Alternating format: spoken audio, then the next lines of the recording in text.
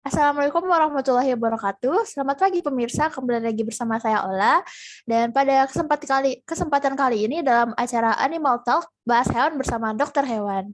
Kayak yang tadi udah kita lihat pada cuplikan video sebelumnya itu ada satu ekor sapi atau terdapat sapi yang kondisinya itu kurang baik karena adanya penyakit foot and mouth disease atau mungkin bisa kita kenal sebagai penyakit mulut dan kuku. Nah, teman-teman pasti pada penasaran kan sebenarnya apa sih penyakit mulut dan kuku atau FMD atau PMK ini dan kayak apa sih gejalanya dan juga apa yang harus kita lakukan kalau semisalnya hewan kesayangan kita terserang dari penyakit PMK ini. Maka dari itu, kita udah menghadirkan satu orang dokter hewan, yang mana beliau ini adalah seorang ahli di bidang penyakit hewan, terutama di bidang hewan ruminansia. Oke, sebelumnya kita sapa-sapa dulu nih untuk ke dokter hewan Caca. Halo dokter. Halo Ola, halo pemirsa, selamat pagi. Oke, selamat pagi dok. Nah dok, seperti yang tadi udah kita lihat di video yang tadi ya, eh, dari teman-teman dan saya sendiri nih penasaran, sebenarnya penyakit mulut dan kuku itu apa sih? Dan juga penyakit ini disebabkan oleh apa? Mungkin boleh dijelaskan dulu dok?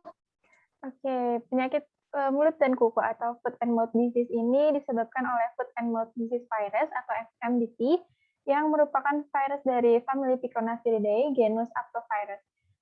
7 serotype yang berbeda secara imunologis yaitu A, O, C, S81, S82, S83, dan ASIA1 yang tidak memberikan kekebalan silang. Hmm. Terus kalau untuk karakter virusnya itu sendiri, kira-kira seperti apa dok? Apakah virusnya itu bisa bertahan pada suhu yang rendah atau mungkin pH yang rendah gitu dok? Kalau FMDV ini akan semakin tidak aktif oleh suhu di atas 50 derajat Celcius dan pada pH 9. Namun, virus ini dapat bertahan di kelenjar getah bening dan sumsum tulang pada pH netral, tetapi dihancurkan di otot pada pH kurang dari 6, yaitu setelah nigor mortis. Virus sisa bertahan dalam susu dan produk susu selama pasteurisasi biasa, tetapi dinonaktifkan oleh pasteurisasi suhu sangat tinggi dan dapat bertahan dalam pakan ternak yang terkontaminasi dan lingkungan hingga 1 bulan, tergantung pada suhu dan kondisi pH. Oke, tadi kan kalau di video itu kita lihat itu yang terserang adalah sapi ya dok. Nah pertanyaannya di sini apakah virus ini mungkin menyerang hewan lain selain sapi dok? Kalau misalnya ada, contohnya hewan apa sih yang mungkin terjangkit atau bakal diserang oleh si virus ini dok? Virus ini dapat menginfeksi semua hewan ungulata, baik domestik atau liar, seperti sapi, babi, domba, kambing, kerbau, rusa, kinjal, babi hutan, gajah, jerapah, dan unta. Selain itu, tikus, mencit, marmut, dan armadillo dapat terinfeksi secara eksperimental. Sebagian besar strain mempengaruhi semua spesies inang yang rentan, namun beberapa memiliki kisaran inang yang lebih terbatas, misalnya strain Okata yang hanya mempengaruhi babi. Itu cukup banyak juga ya hewan yang bisa tertular atau diserang oleh penyakit atau virus FMD ini. Nah, pertanyaan berikutnya nih dok, kalau untuk penularan atau penyebaran dari virus ini gimana dok? Virus PMK ini dapat ditularkan melalui kontak langsung seperti lewat makanan, minuman, kontak dengan benda yang terkontaminasi, dan feses, dan juga secara tidak langsung dengan hewan terinfeksi. Penyebaran melalui Hmm. aerosol dari hewan yang terinfeksi itu paling sering terjadi. Oh begitu, oke dok.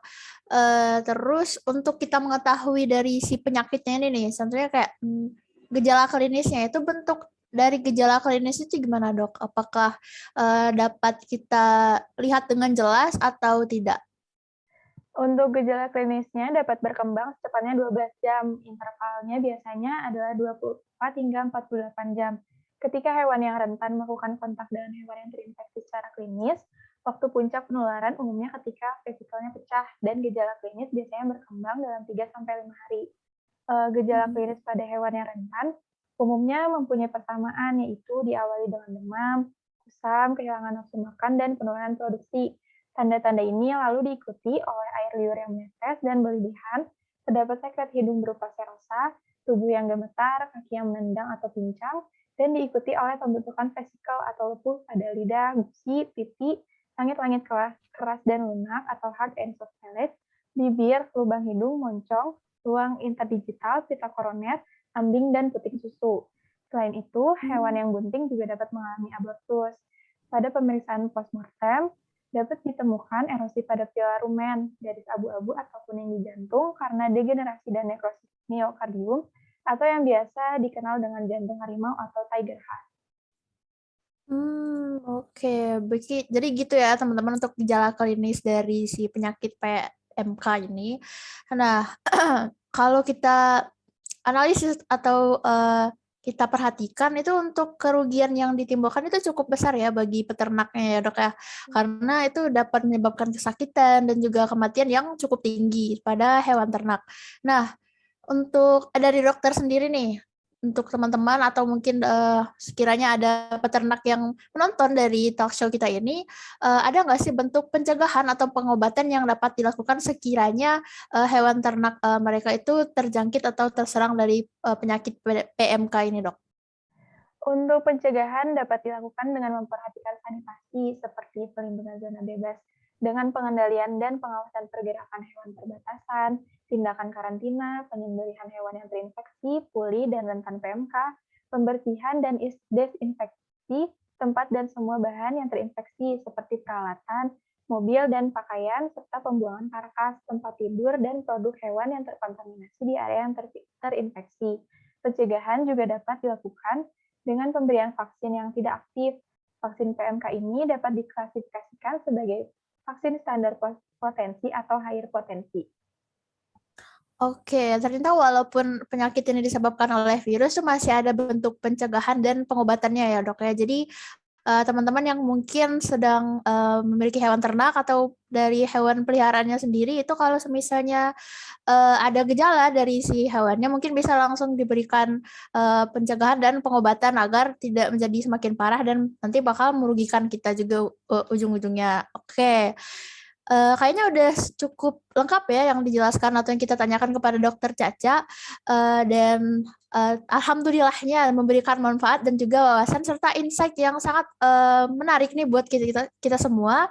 Tapi sayangnya kita udah berada di penghujung acara nih teman-teman, dan kemudian dari staf yang bertugas mengucapkan terima kasih banyak untuk dokter Caca yang sudah menyempatkan diri hadir, dan juga terima kasih untuk teman-teman yang menyempatkan diri juga untuk hadir di talk show kita pada kesempatan kali ini. Oke, mungkin sampai jumpa di lain kesempatan dalam acara Corona Free Day Talk, yaitu bahas hewan bersama dokter hewan. Sampai jumpa lagi.